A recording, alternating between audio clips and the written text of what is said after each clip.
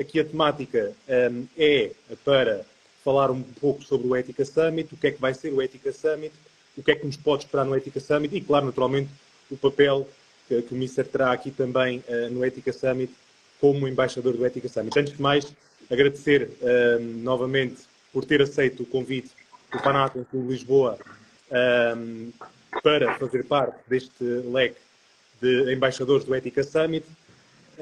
Nós temos, e isto vai ser muito interessante agora, várias conversas que vão surgindo também no futuro com outros colegas, também embaixadores, e que são treinadores também, mas também jogadores. E eu não queria estar aqui a revelar nomes, porque queria deixar aqui também um bocado o efeito de surpresa, mas de facto temos aqui nomes, pessoas que, enfim, fizeram e fazem muito pelo desporto, tal como o Mister. E começando talvez por aí, não é? Porque de facto, se olharmos para o seu percurso desportivo, enfim, não sei por onde começar, porque começa como atleta, nasce em Lisboa, se não estou em erro. Depois depois também aqui, passa pelo Sporting, se não me engano, também, não é? Nas camadas muito jovens. Depois vai para o Porto, para o Clube Porto também, Norte. Depois passa pelo Braga. Isto assim, muito num flash assim, muito rápido, não é? Tem uma carreira cheia e repleta de sucessos. Quando acabou, isto para não falar das conquistas que teve, vários campeonatos nacionais, várias taças, mas eu, como não quero falhar não, agora avançámos essa parte é a parte em nenhum número, portanto, de facto, passa depois, naturalmente, por grandes clubes também, sénior, como atleta, mas depois também como treinador. Aqui o papel da ética na sua ótica e que tem naturalmente também norteado todo o seu percurso desportivo como atleta, como treinador, mas também como professor, enfim, como alguém por dentro dos meandros do desporto. Qual é aqui o papel da ética que nós temos todos que ter presente? Em primeiro lugar, dizer-vos o seguinte, bem, em primeiro lugar agradecer naturalmente o convite. Eu aceitei ser embaixador do Congresso devo confessar, com muita honra e algum orgulho também, porque não dizê-lo. Isto baseado exatamente não só na minha educação, mas na forma que eu tenho de ver o desporto, ou seja, e então as duas coisas estão perfeitamente ligadas. Ao contrário de muitos setores de atividade, no desporto nós necessitamos dos nossos concorrentes, dos nossos adversários. Se pegarmos, por exemplo, numa cadeia de supermercados e por algum motivo acabasse uma outra marca concorrente, para essa tal cadeia seria uma mais-valia na medida em que poderia ir buscar um conjunto de clientes à outra cadeia, não é? No caso do desporto, se nós ficarmos sem os nossos melhores adversários, nós perdemos, por um lado, uma das boas possibilidades que nós temos de fazer receitas e, por outro lado, perdemos a possibilidade de melhorar com aquilo que é o desempenho do nosso adversário, porque são exatamente nas competições que nós podemos melhorar, logicamente também nos treinos, mas é competindo ao mais alto nível que nós podemos melhorar.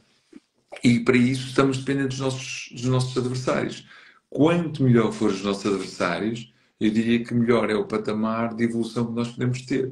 Nessa medida, e dependendo assim tanto dos adversários, os valores, os princípios, que estão inerentes a uma vida sã e sem convivência com esses adversários, são cada vez mais importantes de realçar. E então, quando falamos em ética, eu empurro muito para estas questões de valores, da cultura, o respeito pelo próximo, e isso é muito importante, porque não só no desporto, mas todos nós, muitas das vezes, abanamos com aquilo que são os aspectos da liberdade individual, não é? E ela é muito importante, não é? Todos nós sentimos isso e sentiram muito mais as pessoas que alguma vez já se viram privadas dela, não é? Não é o meu caso. Mas a nossa liberdade, ela termina quando colide com a liberdade do próximo. muitos de nós não temos essa noção muito presente, mas é verdade. Ou seja, se a nossa liberdade ela tomar proporções que vá de alguma forma privar a liberdade do próximo, nós temos de ter algum cuidado. E são esses valores que são extremamente importantes no desporto e que para mim foram passados desde tenra idade e que eu valorizo. Ou seja, eu valorizo muito vencer, mas valorizo vencer porque ou corremos mais, ou porque saltamos mais, ou porque somos mais inteligentes, ou porque lançamos mais longe, enfim, ou os ideais do olimpismo, por assim dizer. É que eu ia exatamente pegar por essa questão, que é, muitas das vezes, e há muitas pessoas que dizem que é muito difícil de compactar, ou melhor, fazer com que o desporto profissional e de competição, e aquele em que, enfim, naturalmente queremos ganhar, queremos atingir o sucesso, não se, ou muitas vezes, para chegar aí tem que se, enfim, suar e fazer quase 30 por uma linha, às vezes até não olhando exatamente a estes valores do respeito, perceber que muitas das vezes é naturalmente respeitando o adversário que conseguimos chegar mais longe, muitas das vezes porque exatamente é na preparação física, é na preparação psicológica, é na vontade, é no querer, muitas das vezes que está naturalmente a nossa vitória e não em outras situações menos positivas. Mas e uma das coisas que aqui falou e que é verdade, o desporto, como nós o conhecemos e como nós gostamos, naturalmente precisa de gente, precisa destes valores que fala, porque olhando para o panorama que norteia também muitas situações, enfim, colocam aqui a ética desportiva em foco, são naturalmente questões muito difíceis de tratar. E essa foi, aliás, uma das nossas preocupações quando estávamos a organizar, ou quando estávamos a pensar numa segunda edição do Ética Summit. O ano passado, muitas das temáticas que trouxemos para o Congresso foram, naturalmente, temáticas relacionadas com a manipulação dos resultados, naturalmente com questões da dopagem, portanto, situações que ocorrem, efetivamente, ainda hoje nas nossas modalidades esportivas. Algumas, naturalmente, com maior atenção, com maior foco, com maior também, enfim, publicidade, etc. Mas, a regra geral, existem muitas temáticas também negativas associadas, infelizmente, a este fenómeno que tanto nos apaixona, que é o fenómeno do desporto. Nós, este ano, um bocado para dar a volta a isso, e estou aqui já, no fundo, também a divulgar um bocado o Ética Summit, que já está, aliás, público também no nosso site. Começamos logo com uma temática que apela exatamente a esses valores que o professor falava ainda agora, dos valores do olimpismo. Ou seja, nós começamos com uma temática positiva para dar entrada num congresso que vai de 8 de setembro a 10 de setembro, como vem também referir, online. E começa exatamente com a temática do desporto no século XXI e depois um ativo global da humanidade. Ou seja, vamos tentar apelar exatamente a uma discussão em torno dos valores do desporto, olimpismo, etc., que muito a nós também nos dizem de forma naturalmente positiva. Este ano, na segunda edição, vamos também ter 2 mesas redondas especificamente dedicadas aos PALOPs. Como sabe, o Ética Summit tem esta particularidade. É online porque quer atingir toda a lusofonia. Temos o Brasil em grande presença, temos os países de língua oficial portuguesa africanos também em grande presença, e não só na assistência. Os intervenientes no Ética Summit vão também eles todos ser destas regiões geográficas e vão estar representados em todas as mesas, em todos os workshops. Portanto, vai ser muito interessante também por aí. E então vamos ter 2 mesas exatamente com temas muito específicos, enfim, que se dizem muito a estes países, que são, por exemplo, a fraude na idade, que em Portugal, enfim, ouve-se falar às vezes, mas não é um tema... Pelo menos nunca senti isso na pele, ou seja, ao longo da minha experiência com o handball, não senti.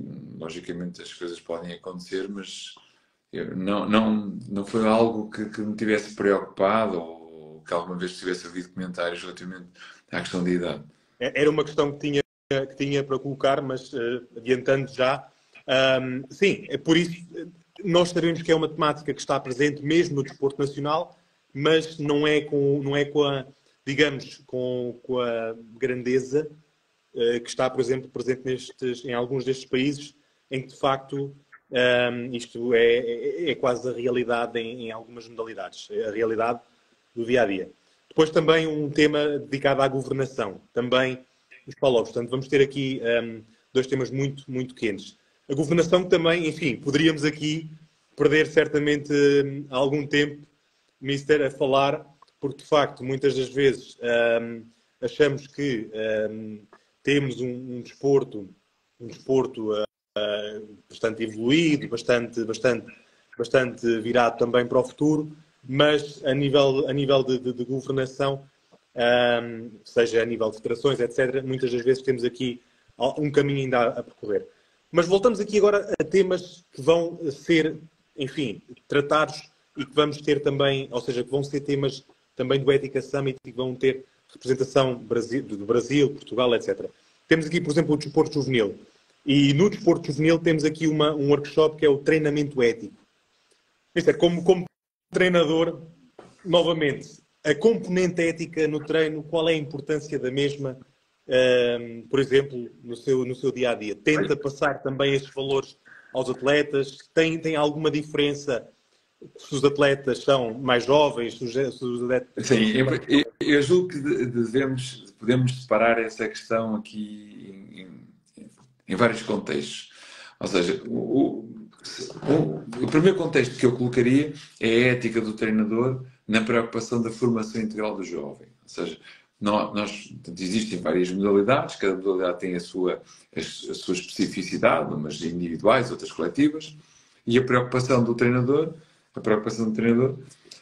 tem que ser desde logo centrar a sua formação naquilo que é o indivíduo, ou seja, naquilo que é o indivíduo, naquilo que se pretende que para esse indivíduo que entre numa modalidade passado 2 ou 3 anos, ou seja, e quando eu falo nisto, falo no sentido de uma preparação, de uma formação integral, ou seja, por exemplo, vou dar um exemplo, na nossa modalidade existem jogadores que têm maior capacidade defensiva, outros têm maior capacidade ofensiva, e, por exemplo, um aspecto para mim que é profundamente importante é que um jovem, quando ingressa na nossa modalidade e depois quando está no seu processo de formação, que o treinador não desista dele, por exemplo, para uma das fases, ou seja, a partir de um determinado momento, verificou que tem dificuldades na defesa e não o coloca na defesa, só o coloca no ataque. Eu julgo que isto é um mau serviço para o atleta, é um mau serviço de formação, na medida em que nenhum de nós, enquanto pais, ficaria satisfeito porque um professor de matemática, um professor de português, disse: olha, eu não vou dar mais aulas de português ou mais aulas de matemática porque o seu filho tem dificuldades na matemática ou no português, não é? E então vamos nos centrar só nos outros aspectos. Nessa medida, portanto, eu quando falo na questão da ética, vejo também por aí, como é óbvio. Depois logicamente, há também o aspecto é essa preocupação e eu julgo que a esse nível os treinadores têm-se preocupado, que é quando treinam os atletas preocupando-se com outros aspectos, que são aspectos de índole social, aspectos de índole comportamental, que também são muito importantes. Reparem que não é por acaso que muitas das empresas hoje, e principalmente até grandes empresas, já têm alguma preocupação em verificar os currículos dos seus colaboradores e ver se eles vêm do desporto ou não. Ou seja, exatamente porque reconhecem que o desporto possa ser importante a passar um conjunto de valores, uma forma de estar na vida, saber trabalhar em equipa, a capacidade organizativa. Portanto, nesse aspecto também, eu estou convencido que nós, treinadores, temos sido, eu diria, um dos aliados na formação dos nossos jovens, juntamente com os professores na escola, com outros educadores de outras áreas culturais, enfim, com outros intervenientes. Excelente. Eu concordo e isto leva-nos aqui quase, enfim, teríamos aqui muita discussão aberta em vários polos. Eu gostaria aqui de fazer talvez a introdução no outro bloco temático que também vamos abordar no Ética Summit, que vai ser a dopagem. Ou seja, é uma temática que não se consegue deixar de fora. Este ano o que é que tentámos fazer? Tentámos ter alguns workshops em que vamos discutir questões muito práticas. Por exemplo, a temática é: estou doente, posso tratar-me. Vamos ter aqui, no fundo, pessoas a falar como é que, por exemplo, se podem pedir as isenções terapêuticas no âmbito da modalidade e da competição desportiva. Porque muitas das vezes há atletas que não sabem. Exatamente, Fábio. Isso eu julgo que importa verbalizar para a maior parte das pessoas. Ou seja, quando muitas das vezes ouvimos falar em doping no desporto, todos nós levamos para que, ou seja, um determinado atleta tomou uma substância para adulterar uma prestação desportiva. Mas a verdade é que isso se calhar pode acontecer em 1%, 0,005% dos atletas. Na verdade, existem muitos atletas em muitas modalidades, em muitos escalões, e se calhar se chegarmos a uma certa idade, os próprios pais, que desconhecem, e na maior parte das equipas não existe assim um médico sempre disponível para esclarecer estes aspectos, não é? Eu diria que existe muita gente que pode incorrer num medicamento ou numa substância que seja proibida pelo Comitê Antidopagem, mas que não o tenha feito para adulterar um resultado esportivo. Fê-lo pelo desconhecimento para tentar tratar uma constipação, uma gripe, uma dificuldade. E temos que, logicamente, nos preocupar na informação, na divulgação daquilo que, de facto, cada atleta pode ou não pode fazer, porque também tem o direito de se tratar, não é? Como é óbvio. Claro, claro. E é essa abordagem que vamos também querer ter, porque, de facto, o Ética Summit tem como público-alvo os atletas, treinadores, os pais. Portanto, por isso é que também o fazemos online, para chegar a todos estes polos de forma, enfim, mais eficiente, porque não há, às vezes... E também importa também sublinhar que de forma gratuita, não é? E de forma gratuita, exatamente. Muitas vezes temos a noção que é preciso custar muito dinheiro para ser bom, não é? E a verdade é que o Panadol tem feito um conjunto de atividades que importa sublinhar, com algum esforço, aliás, esforço esse que não só pelo seu presidente, mas pelos seus membros, e o Fábio disse, é um exemplo também, naturalmente, que de uma forma gratuita disponibiliza para as pessoas um conjunto de formações, de informações, se quiserem, que acabam por ser também muito importantes, que são de agradecer por um lado, são muito interessantes também, e que poderiam, noutro contexto, ser bastante caras, por assim dizer. Claro. Não, e de facto a presença de tantos colegas e de tantos intervenientes de outros países vai permitir aqui um enriquecimento também da discussão, da experiência e da partilha, porque estas mesas também vão estar compostas com mais diferenciado. Diversidade, com muita diversidade. Muita. Não só a nível geográfico, mas também nós temos advogados em algumas das mesas, temos atletas olímpicos, temos treinadores, temos jornalistas. Portanto, vamos ter aqui, e falando em jornalistas, por exemplo, um dos outros blocos temáticos vai ser sobre a grande temática da violência, 2 workshops sobre as políticas e práticas da prevenção e no combate à violência no desporto.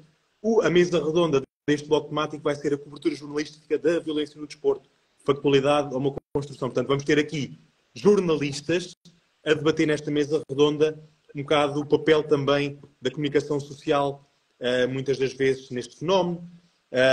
E, portanto, vai ser também por aí, e lá está, não só jornalistas portugueses, mas também jornalistas de outras geografias. Portanto, vai ser também aqui muito interessante desse ponto de vista.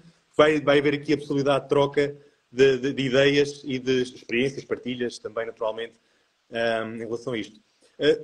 Da sua experiência também como atleta e como treinador, alguma vez assistiu a fenómenos assim, enfim, de violência, seja a nível mesmo no campo, seja a nível das bancadas, que chegou a assistir, Teve alguma contribuição no sentido de tentar acalmar, tentar fazer alguma coisa? Ou...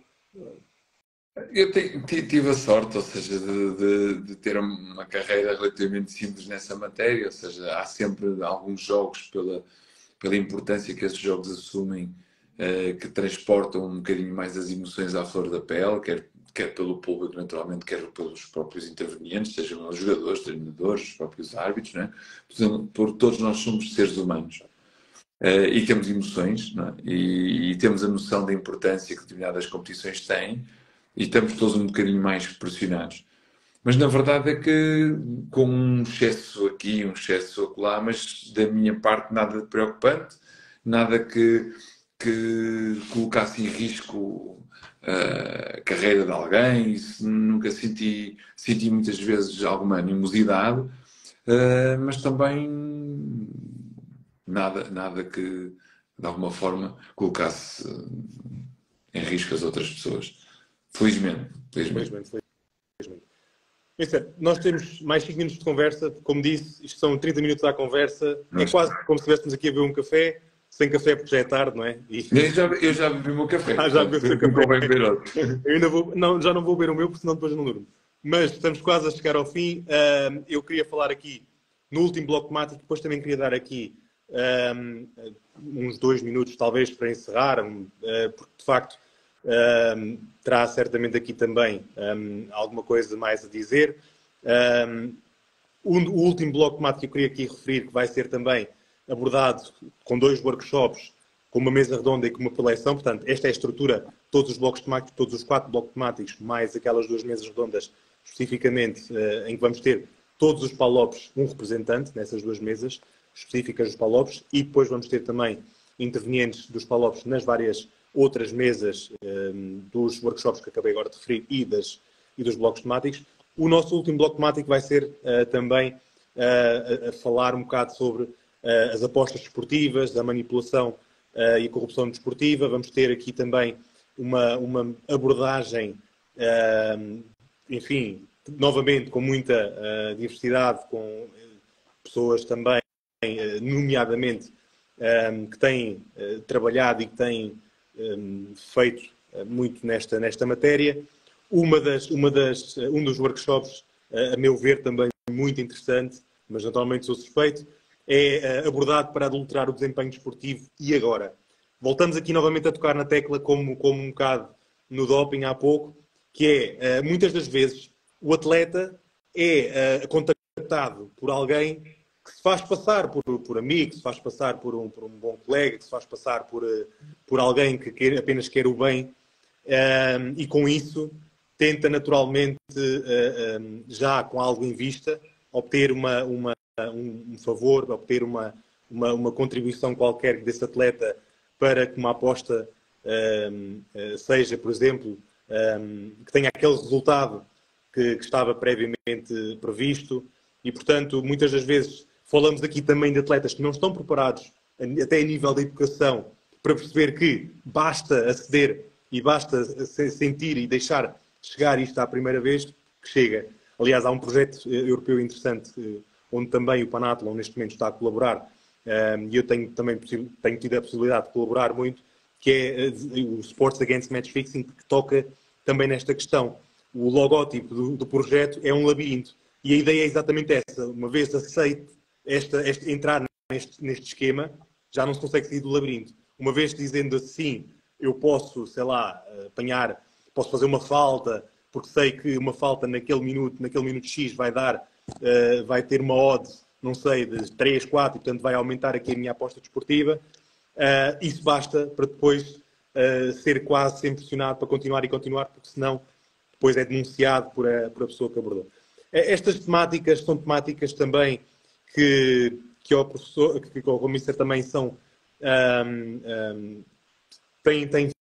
fazem parte de um bocado daquilo que presenciou em algum tempo, sem ter que especificar na sua carreira desportiva, ou que tenha percebido, tenha ouvido. Alguma vez passou alguma coisa assim por aquilo